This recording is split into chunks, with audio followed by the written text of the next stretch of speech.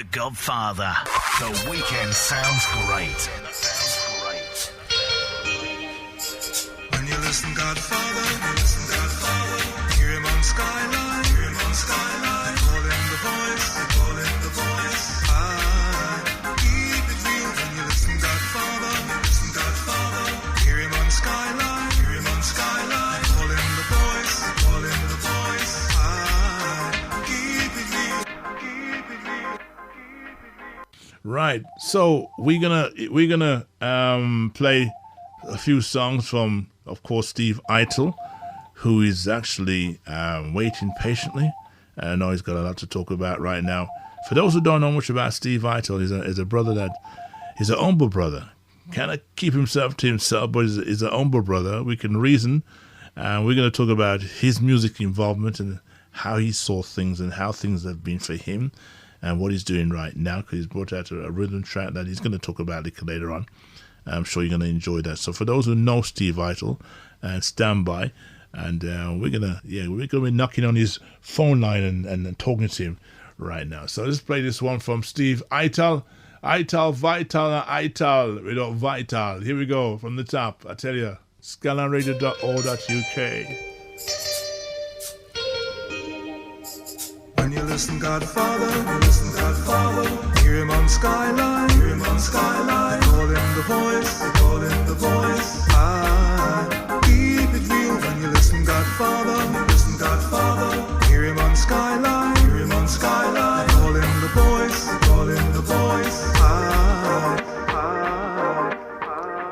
keep it real.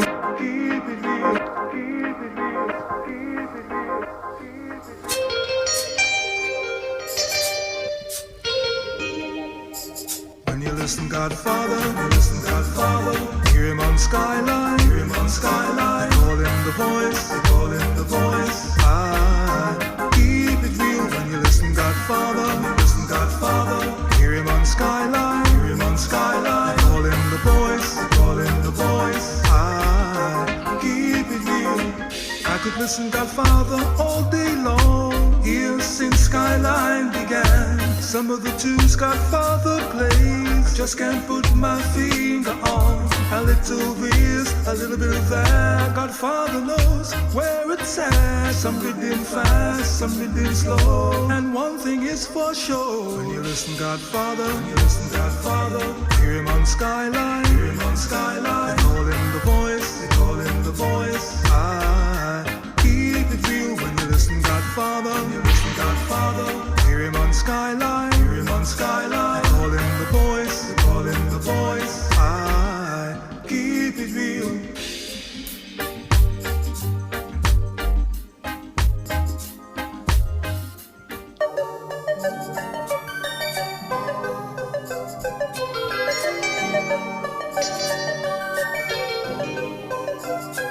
Love is like a needle. I just had a request. Says nice jingle. Okay, thank you very much. Thank you. Gonna say shout out to Steve Eitel for Father's Day. Love is like a needle in a haystack.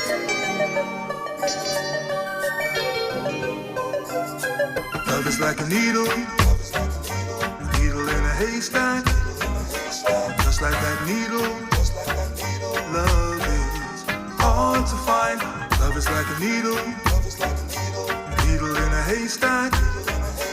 Just like that needle, love is hard to find. Love is a feeling oh so strong, here for us since time began. But of love the meaning all, just can't put my finger on. It manifests in many ways. Greetings, Godfather. Greetings to you, sir. Good afternoon to you, sir. Good afternoon to you. Thanks for inviting me onto your show. Thank you for finding that time to join us on a time when it is a special time for many of us right now, especially for the fathers. Father's Day. It is, but what I would say is that Father's Day is every day. Yeah, we know that, but we have to have a special, and we're doing that right now with everybody. So, yes, I am. You know what I mean? But yeah, man, like I said, thank you very much for finding that time. It's been a long time as well, and yeah, long time. We were neighbors at some point as well, growing up as fathers too. You know, we were for about 10 years. 10 years? I would say longer than that. Yeah, I would about say 10 longer than years. longer than that. Neighbors for about 10 years. Okay. And we watch each Yeah. other, see our kids grow up and so forth, and play together and That's so right. forth, and we'll be there. Playing football and stuff like that. Yeah, man. But during that time, Yeah. though, you've been doing a few things where music has always been in our household. I'm doing my music and playing music, and you're singing with different people. How did you start your music? And before you start that, in terms of being in Wolverhampton, you're not originally from Wolverhampton, are you? No, I was born in Sheffield. Yeah, I Okay. spent my first 6 years in Sheffield, and you could say that's where the music started for me. My father used to have a sound system, a party sound system in Sheffield, and I heard that he used to take me to the sessions, and I used to dance. All right. So I think that was my first introduction. And I imagine that my mother would probably go to those sessions before I was born, and maybe even before birth.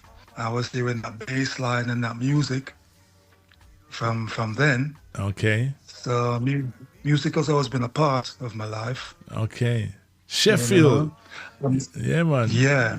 The place of many things, and yeah, a lot of things back in them days were kind of different as well in Sheffield back in the early '60s, I suppose. Yeah. Because I remember one of my memories from then was when Billy Small was touring Sheffield. I remember my parents talking that Millie was touring.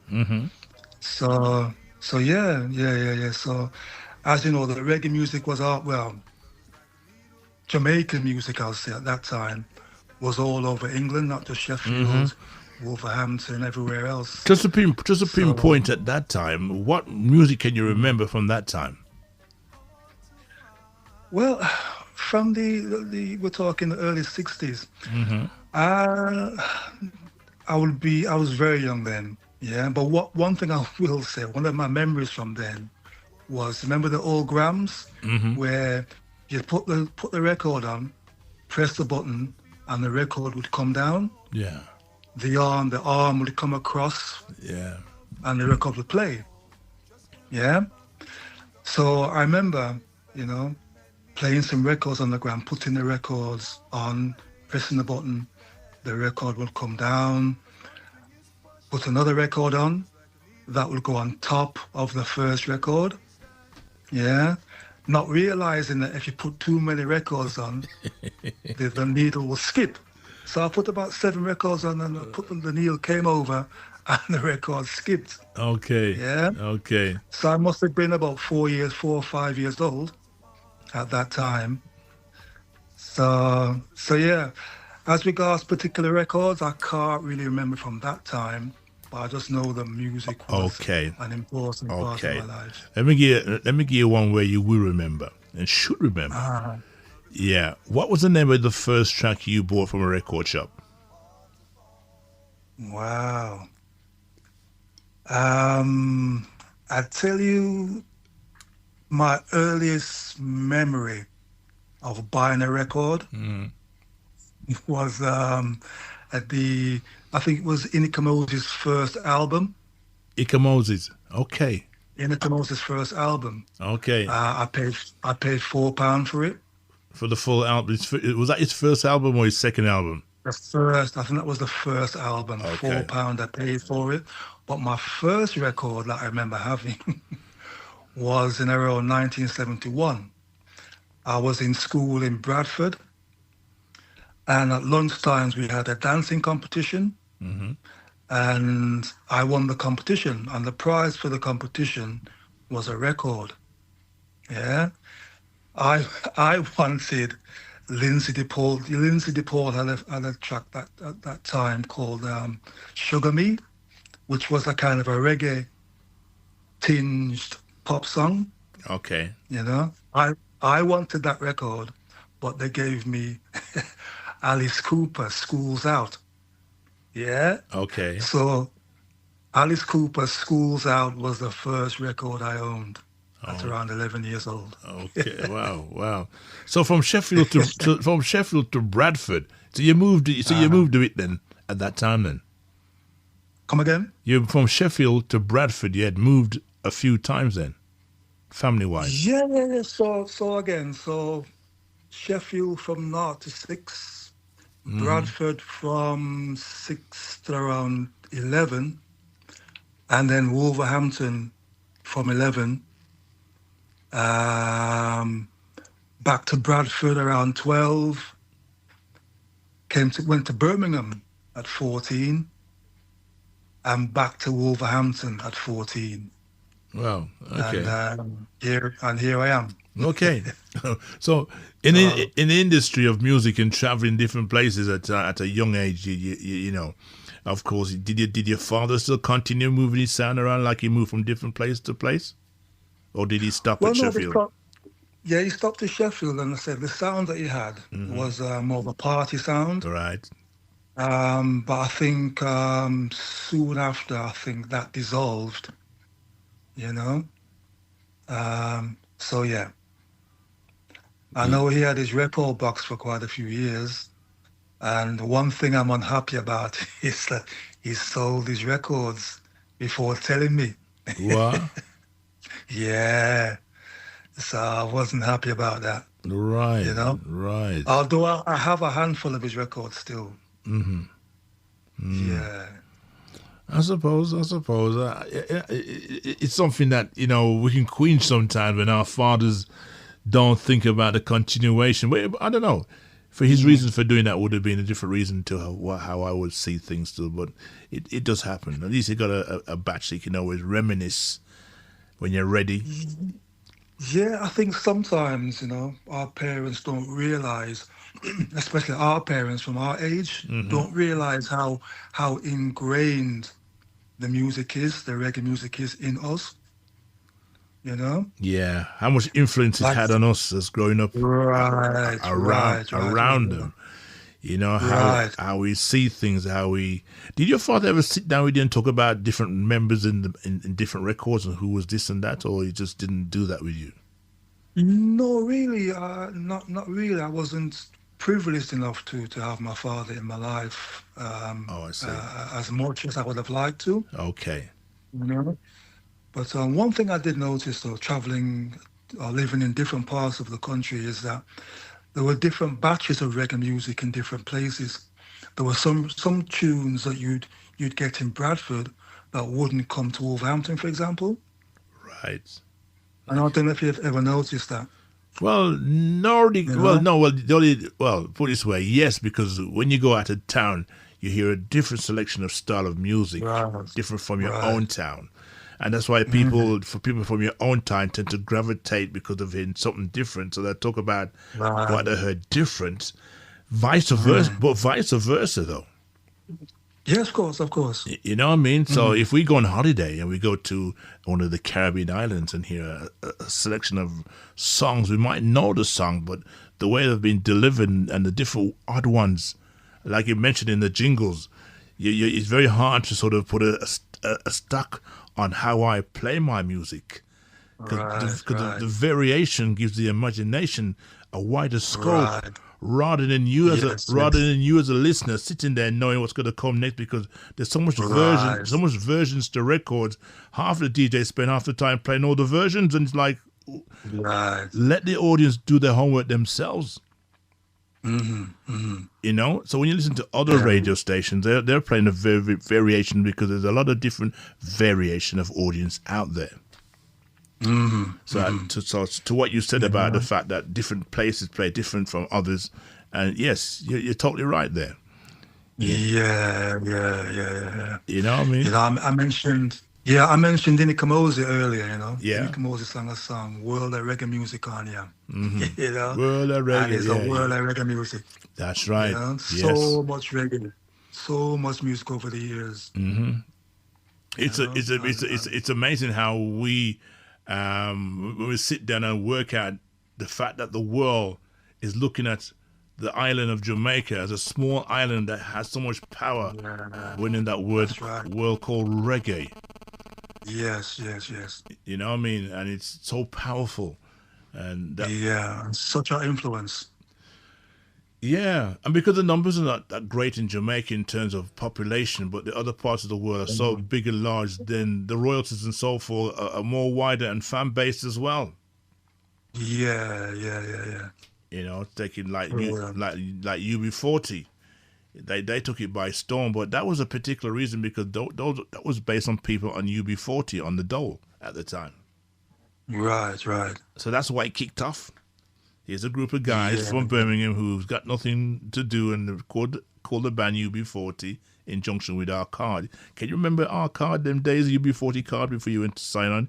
You had to take your card with you. That's right. Yes, I remember it well. I remember it well. I don't know if they do that right now because I haven't been down that lane for a long time.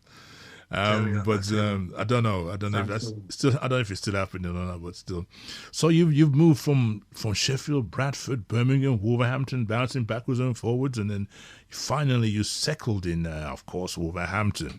Wolverhampton. Yeah. How did that settlement feel like to be part of a town that you've never grown up in and getting used to the people around you? How did you feel about Wolverhampton at the time when you came and finally settled down? Like everywhere, there are good people and there are bad people. I met some good people here, but one of the things that was a little different for me was the accent. You see, All right. because at that time I had a Yorkshire accent, and I spoke quickly as well. You know, but yeah, some good people in Wolverhampton. You know, school friends who are still friends now.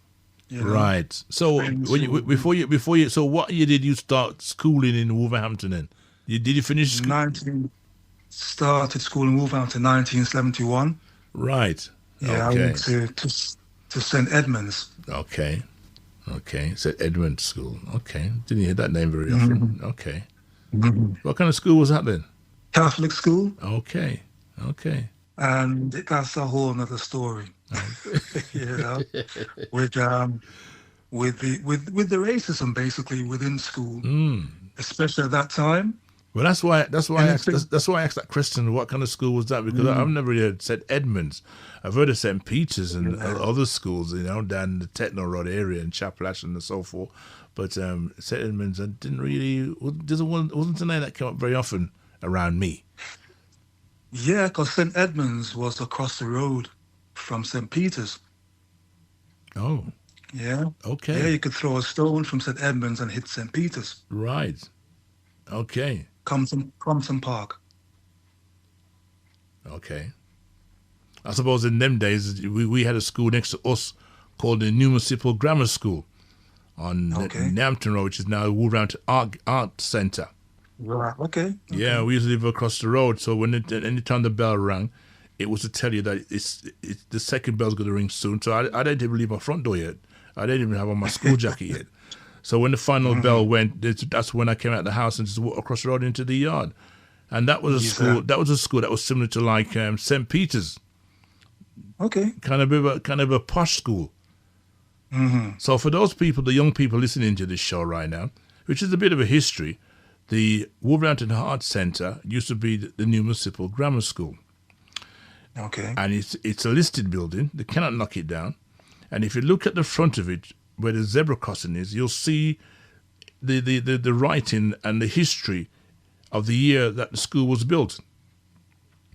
Now, across the road was their playing field, which now, at the bottom of the playing field, the West Park Primary School. No, it's not West Park. It's primary school. It was a primary school. I used to go there. Many of the people from Wolverhampton. But apparently what's happened now, people have taken parts of that playing field and built different things on it. One end was another section for nurseries, I think it is, and other things. Yeah, on the corner. Yeah, and the school has taken more of the playing field from the Municipal Grammar School because it's not being used again as a school. Oh, really? No, because what happened when it got closed down, and I watched the transformation from my house, and I used to live in the attic, yeah, and you can see all the change. You can see the classrooms, you can see inside the schools and all sorts. At that time, you could count how many black people was in that school as well. Yeah, and I got to find out who they were as well. All right, so we had people like Jaman, and also Merkel's as well. Them two was at that school. Okay. And I was kind of, Okay. yeah, was it you two running up and down? And yeah, it was them two. So you could spot the difference in terms of culture. Now, Right. what happened when that school closed down? Whitmore Secondary School closed down. Aussie Stadium had started the building work up in Pennyford. So what happened was all the kids from Whitmore Secondary School moved to the Municipal Grammar School for a short period of time. Then once the school was built, that time we had left school by that time. So a different generation of kids went to a school in Farmdale at one stage. There's a school in Farmdale that they used to go to as well before they went to the school up in Aussie Stadium.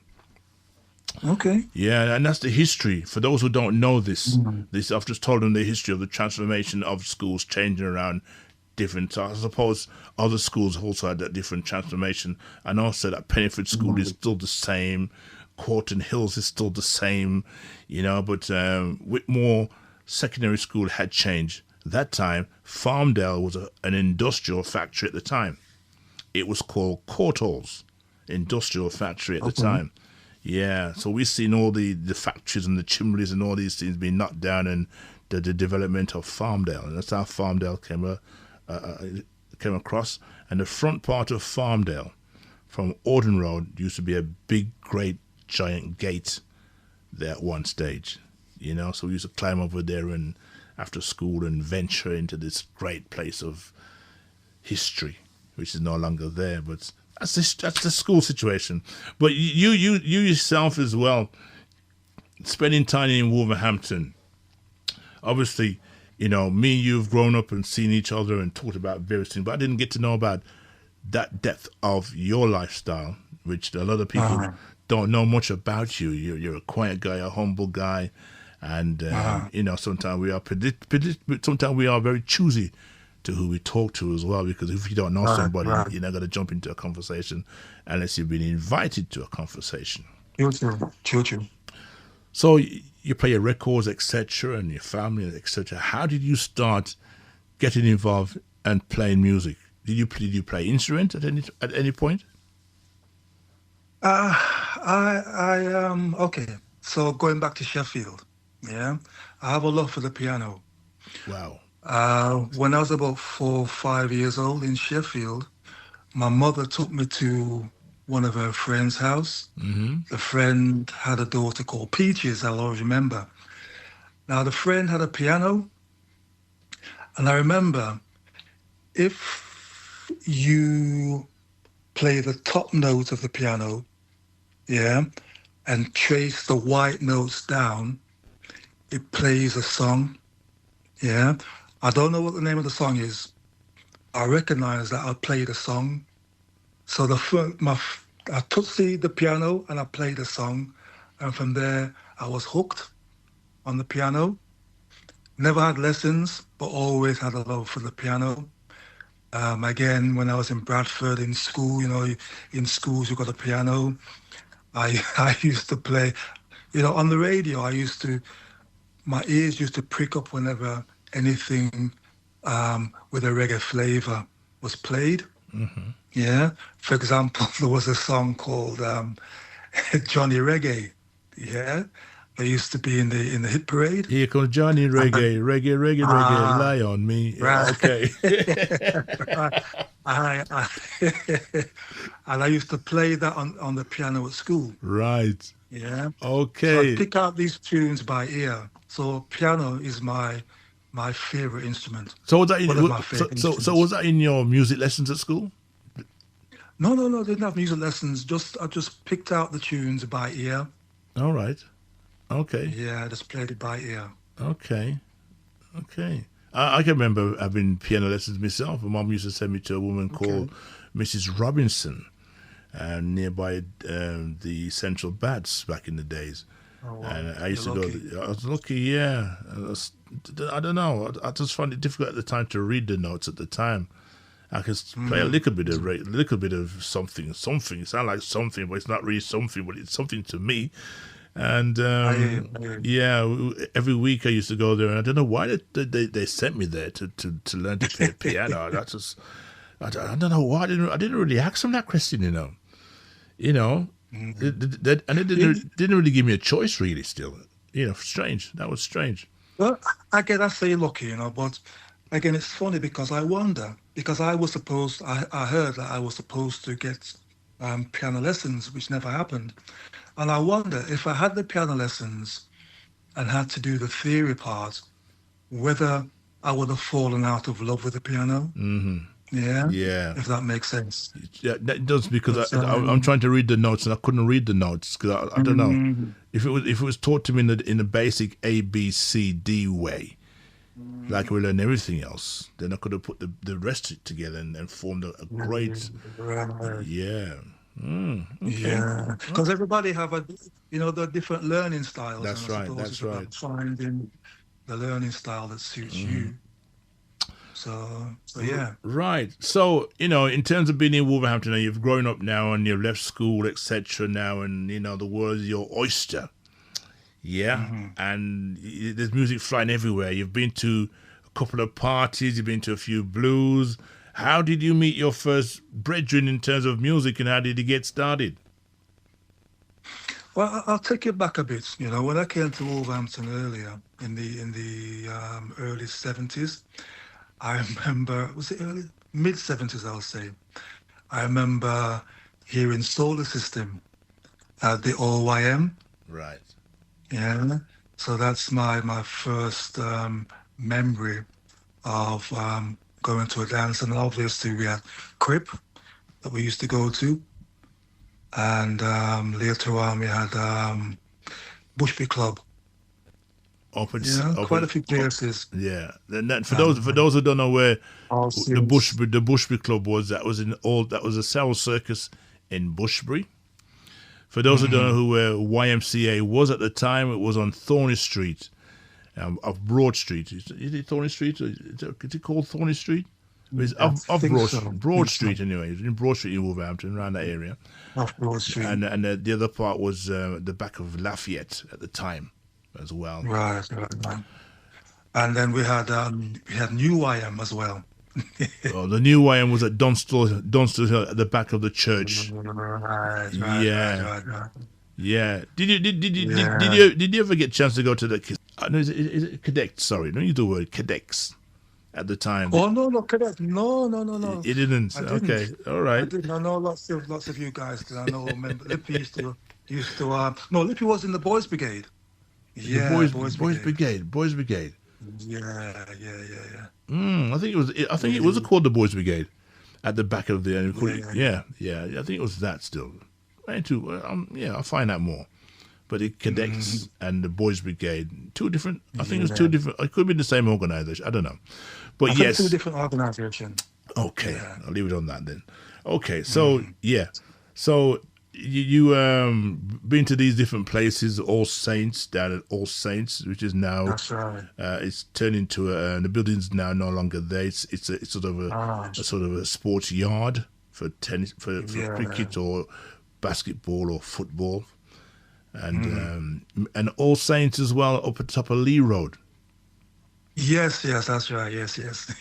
Yeah, and also there was another place as well at the back of McDonald's, up on the top of the hill, on the corner of Lee Road. There used to be a community centre at the back. I think was it called the Penfields Community Centre? It wasn't that. It wasn't greatly popular. It was a sort of hidden away, just like the one in Bushbury. Not Sarah Circus. There was another one nearby the right flavour. And there's one round there as well. Many dances took places down there. A lot of places, schools as well. Pennyford High School was also a place for going for dances and discos back in our days. Yes, I remember. Yes. You know, I mean, and as you know, go on. As you know as well, Graiseley also dances used to take place there as well. Graiseley. Yes, that's right. Yes. I can remember the mighty Lock City and Jungle Man sound when Jungle Man first came to Wolverhampton with those boxes covered in tires. Yeah, man. Yeah, he used to bounce the boxes into the floor and so forth. He's like, wow, what kind of sound this? It looked like some alienated sound system with all these tire rubbers on the corners of the boxes, but it was something different. Yeah. We used to have quite a few sound systems back in the day still, you know, of good quality as well. Yes, there were some good sounds, some very good sounds, and some sounds were built and never got started, unfortunately. You know, the likes of African Star from Bilston. The ideas that he had for that sound didn't materialize, and the brother passed away before he can get to complete the sound system as well. Yeah, man, many sounds from that time. We talked about Sir Christopher many times on this platform. Yes. A pioneer for Wolverhampton. And then we had different sounds like Sir Spider and different other sound systems of Watt City. You ever come across? You can remember? Okay, remember? Yeah. Yes, Watt City. Yes. Yeah. So you were here in that time when things were like how it was at that time. The Avon Centre hadn't been built yet. Okay. So we're talking about Wolverhampton, people. For those who don't know much about Wolverhampton, how Wolverhampton's developed over the years. I can remember going to school. And, I think the Avon Centre, at the time, it only had the subway at the time. The shops wasn't built yet. Yeah. Auden Road used to have houses. Yeah, the subway. I remember the subway. 1974, 75, 76, the subway was there. Okay. And you know the reason why I knew that? Because I used to walk on any day to come out the other side. And I also had my first fight in that subway. I can't forget that. You know what I mean? Yeah, man. And I won as well. But still, yeah. But there was a bike shop. There was a bike shop also on Auden Road as well. We used to go and buy our bikes. Many of our families and friends used to live on that same road as well. But Godfather, you're lucky you buy a bike. Back in those days, I had to make my bike. I never buy it. I didn't say I bought a bike. There was a bike shop there. Because we had to go to school that side. I have never bought a bike in my life, but I had bikes. I had bikes, and I had the best bikes. And them days, them time we are rebel and I do with thing, and my dad's shed became a bike factory. My man used to come to me. Yeah. I've even had my bikes confiscated by my father. You take it on garage. You know, some Godfather, back then we were a lot more hands-on. We made things for ourselves. Yes. I remember making a cricket ball out of inner tubes. Yeah. You wind the rubber around until you get a ball, and that's a ball. You know. So different age. Yeah, different things are happening as well, and we were more creative as well at that time. Right. And things like go-karts, and yes. You know what I mean. And the go-karts are making today is not the same like how it used to be for us, because it was fun to roll down the hill. And before the time of health and safety, some of the stuff we did, they wouldn't allow us to do that now. But we're still here. Yeah. We're still here. So let's go cut some bruises. Let's go back to your music, and talk about the people that you met. Who was the first group that you met in Wolverhampton that paid your attention to? Okay. I'll answer your question a little differently. My first experience of recording music was with Maccabee's brother, Owen. Owen used to have a little hi-fi with a microphone, 2 cassette decks built in, and a little reverb. Yeah. Okay. And myself and Maccabee used to record, write songs and record over the tracks of that time. Lots of music I got to hear because of Owen. Certain tunes I wouldn't have heard unless it was for Owen, because again, Owen used to, and Maccabee used to buy records from them time there with Exodus. And talking about Maccabee, I remember back then, he played me cassettes of when he was about 14, DJing, and it was bad at that age. Okay, right. Right. Yeah. So from there, no, myself and Maccabee, we joined pre-wax group. Yeah, so that was the first group that I joined and Maccabee joined. And this is where remember Rockers Roadshow that was on TV, that series with Mikey Dread. Right. Okay. Yeah, so that's where Maccabee kind of first came to prominence, when he was on TV on that show with Pre-Wax, So Pre-Wax was the first group that I knew and became involved with in Wolverhampton. So at that time, can I just jump in there. At that time, was Capital Letters around at the time as well, and the group called Sons of David as well? Yes, I think so, but I didn't get to know Capital Letters until a little later. Right. Well, no, what am I talking about? Yes, there were, because I remember Capital Letters used to practice in the cellar At at Harambe Arambi. at one time. Yes, Wow. they used to practice. Did the cellar down? Yeah, There was a cellar down there? yeah. I remember them. Again, my memory's not too good, but I do remember them practicing back then. I can remember. I can remember teacher. Capital Letters practicing in the basement in St Paul's Church Hall in the basement, Okay, and that's opposite the Mercedes. Yeah. Right, okay. So my memory's not too good, but I do remember them practicing in the basement back then. Right. Very talented, well as a world-renowned Oh, wow. group. Well known. Teacher, super talented vocalist and songwriter.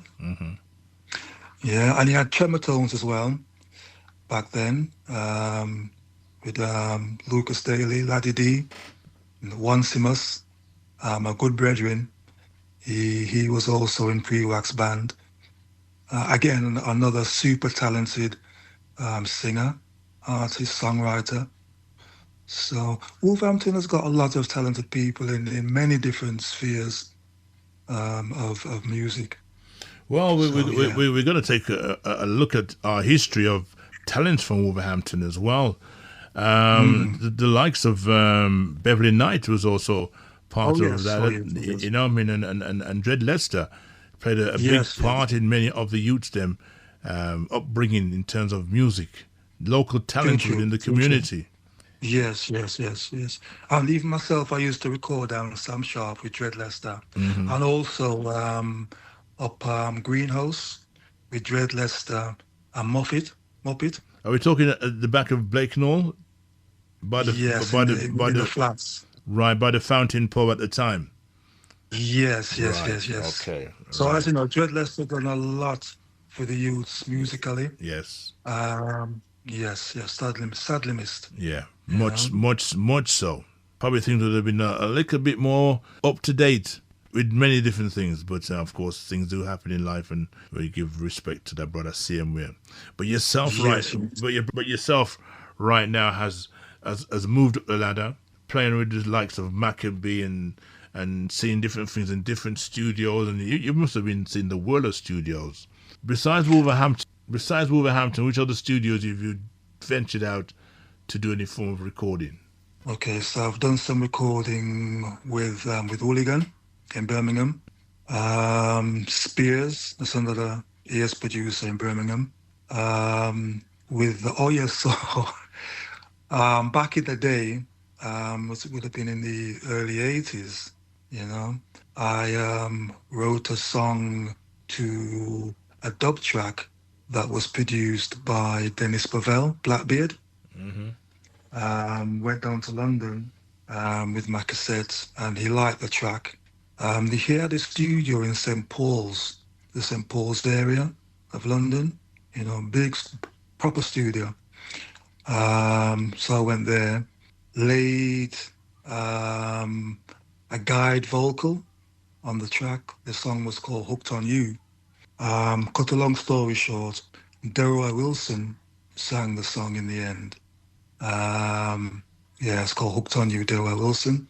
Okay. And I recently got a check for writing that song. Oh yeah, right. You got the royalties for that then. Yeah. Yes. Well done. Well done. Yeah, quite recently. Okay. You must have felt really good because a lot of people go into that industry blindfolded, not knowing what the benefits can be if they go to the right channels. What channels did you go to get that anyway? Well, Oh, you know something.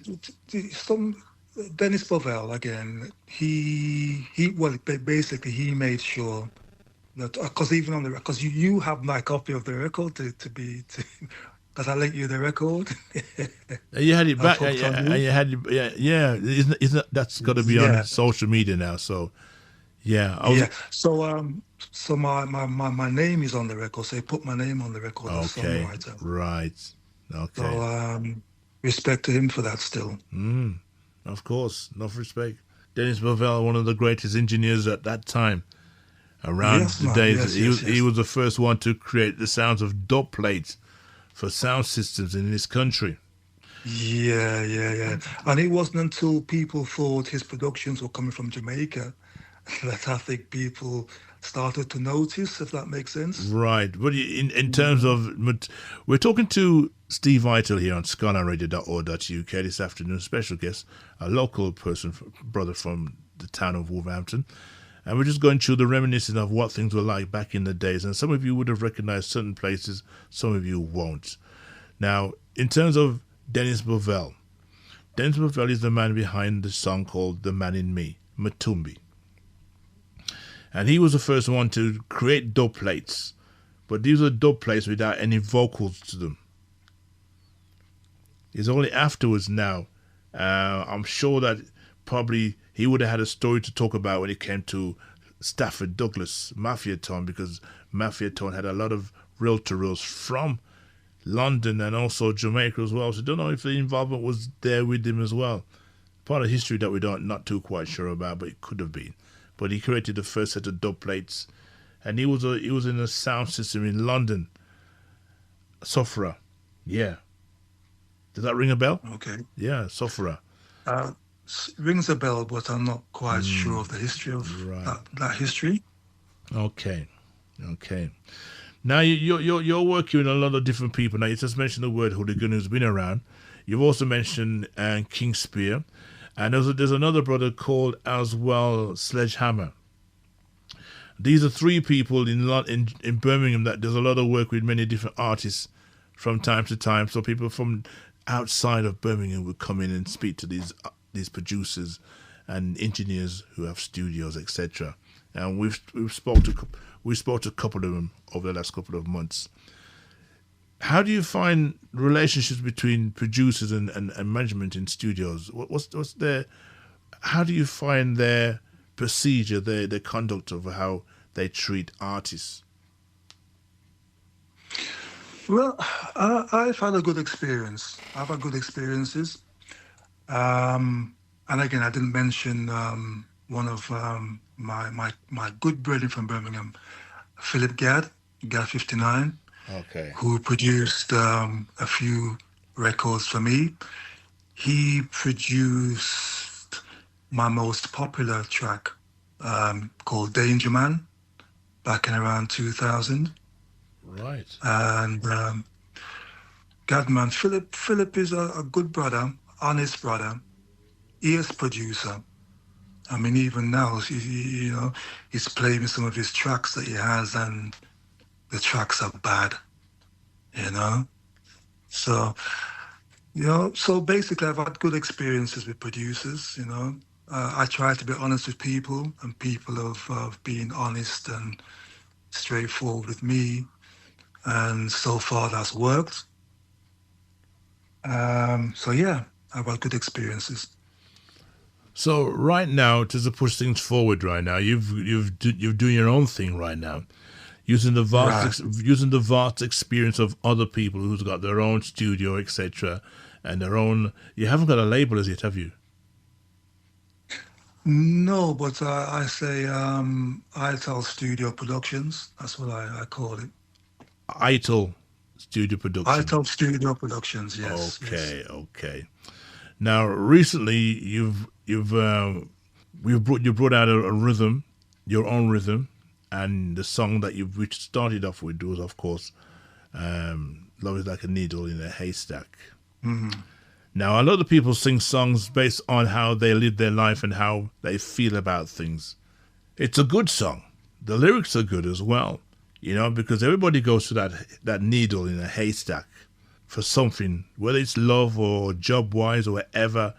We have to go to a situation of trying to find something through a haystack. The world is a big place. When you go for interviews nowadays, you're not dealing with about 10 or 15 people, you're dealing with hundreds of people going for the one job. Right. So job is like a haystack. You know what I mean? Try to find that job, trying to find a way to move on to life, trying to do something that will make you feel how you want to feel. We're all using the word love is like a needle in a haystack.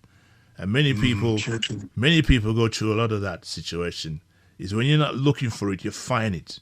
And when you're trying to find something in a haystack, you're not find nothing. You're right. So that the word love in the song could be substituted for many other things, as you've just right. said. Yeah. So yes. Very good. Very good.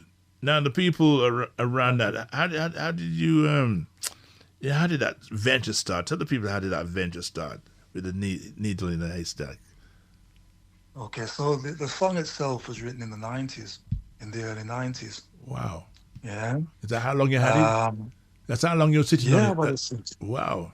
Yeah, because I had a different rhythm for it back then. 90s, we're still neighbors then? No, I'd moved to the new estate in by oh yes, I know. Yes. What's the place called? Yeah, I don't say no more. Yeah. By the race course. Right. So I wrote the song then, but the rhythm it's on now. Remember the Donovan Careless version of "Be Thankful"? Oh yes, Donovan. Right. Donovan Francis, you're talking? Donovan Careless. Okay, all right. Yes. So about 15 years ago, I was listening to the track, and it's like the track, it was crying out to be sampled. Yeah, the start of the track was crying out to be sampled in my mind. Right. So at that time, I looped it, sampled it, looped it, and I did a jingle for Topper back then. Yeah. And soon after, I heard people doing versions, doing the same thing. Sometimes when you have an idea, and all of a sudden somebody else has the same idea. Yeah? Right, yeah, it's amazing, yes. So like I say, so it wasn't quite soon after, I heard a lot of London productions using the loop. Yeah? Fast forward to maybe 3 or 4 years ago, that's when I decided to put my song on that rhythm. Colin Palmer is percussionist. Yeah, he was doing some work for me in my studio, and he brought his daughter along to do some backing vocals. Yeah, I looked at the surname on the rhythm. What's the first name? Zara. Again, okay. Zara Palmer. Right. Again, very talented vocalist. Right. Yeah. And she's on the same rhythm as well. Pardon? She's on the same rhythm as well. That's right. Okay. So she heard the rhythm, and she liked it, and she wrote her song to it. Now going back to when I put the rhythm to my song, I decided to put a bit of a twist in it by putting a change in there. All the other versions that you'll hear won't have the change. They'll just have the straight sample going through. Yeah. But my version is a little different. It has a change in there. And then you have Carol Yvonne, another talented vocalist from Wolverhampton. she also heard the track and wanted to do something on it. And she also wanted us to do a duet, which we did on the track. So there are 3 versions plus the version, the rhythm. So yeah, and it's been quite popular. You know, there's quite a few of the London producers and radio stations have been in contact. There's been quite a few content providers on YouTube who have been pushing it. Right. So it's doing pretty well then. Well, it's creating an interest. Right. There are people interested in it, so, which is good. How long did you release it? How long ago was that? Was it this year or just before the start of the year? This year was released on the 29th of February, March. Okay. 29th of March. So it's still pretty young still. Still pretty young. Yeah, still man. Pretty young. It's a great song, great rhythm, and a lot of different flavors to the audience in terms of the contents of the lyrics. Your lyrics, your version's a good one. Let's take a listen to Carol James and listen to her version for a little while. Sounds of ScarletRadio.org.uk. Steve Eitel live inside the studio this afternoon and with the Godfather. I wanna be your only girl. I wanna be your only lover. I wanna be the only one you turn to. I wanna be your only way. I wanna be every word you say. I wanna be with you now and forever. Oh, baby, I knew from the start you would be the one to mend my broken heart. Now, Carol James is a person well known in the community, and she's got a very good voice. So incredible. How did you link up with Carol James? I wanna be your only. Well, again, a good brethren, Lucas, Laddie D, Onesimus, advised her to do some work with me. She approached me, and we got on well. She liked what I was doing.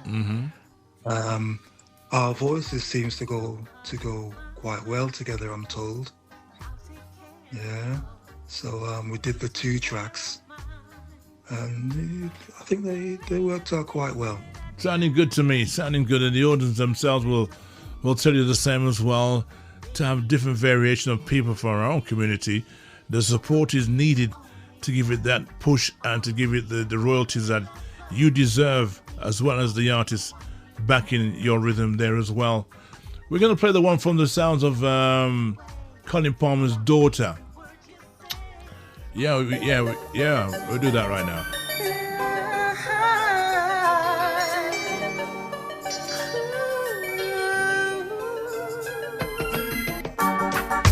What is this thing called love? I'm still trying to work things out. I do love that powerful voice she has. Oh yes. Wow. I do know of her. I didn't know she was an artist in that stage. Yeah, Zara. Yeah, man, Zara. What a voice. Super talented, man, I tell you. What a voice. You've also got your daughter as well, has also joined you as well. Yeah, I've produced some tracks for her as well. She's again, she's very talented, you know. And not left with your daughter. I've watched her grow to a big lady from them days. Yes, she's got a lovely voice. Yeah, man. I'm sure I'm sure that she's saying yes, Father, yes, Daddy, to you for today. So that's why I had to mention her name, because it's nice to have father and son and father and daughter, and in support of. Yeah, man. Sophia. Yeah, man. I think we got time to probably push that because we run out of time.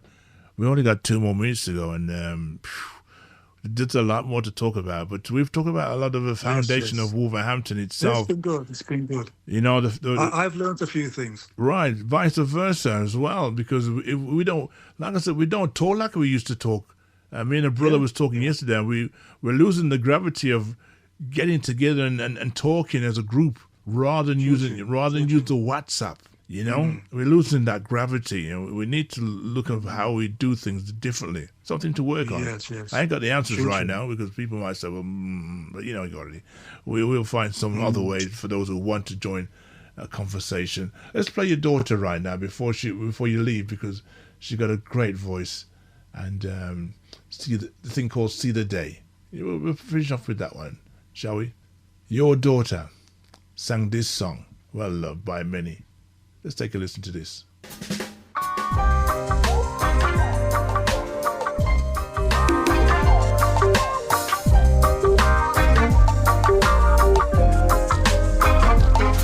When you look at me, tell me what you see.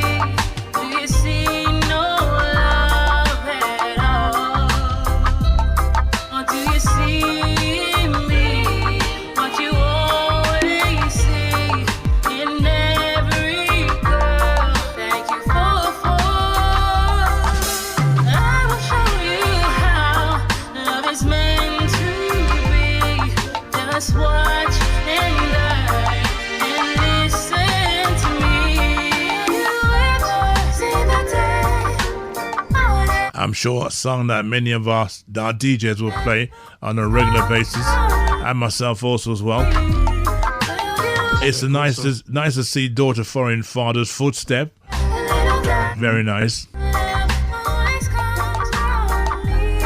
Well, we're coming to the end of the show right now, I'm afraid right now. It's just one of those things where conversation can burn up time and minutes. And those minutes have burnt up right now, Steve. Anything you want to say to the audience and your fans, and where you can get the music from, etc.? Thanks to everybody who's listening. You know, big up yourself. Big up to all the people who give me strength over the years. Cousin Veronica, Skipper, Captain. Happy birthday, Captain. Happy Earth Strong, Captain. Father Rooster. All the DJs who've been playing the track. Which you can find on all download sites and streaming sites, and just keep supporting the music. Respect. Well, thank you very much for your time this afternoon, sir. And, Yes, my pleasure. I'm hoping to have more of your production on the platform when it does come out, and anything else you want to talk about, we can also venture you back into the music room here on a Sunday to talk about future plans and what else you've done, and to move forward with your people who are working alongside you. Yes, I give thanks. Yeah, man. On that note, thank you very much. Thank you for your time. Speak to you soon. God bless. Enjoy the rest of your Father's Day, sir. Same thing, Irie. Bless up. All right. Respect.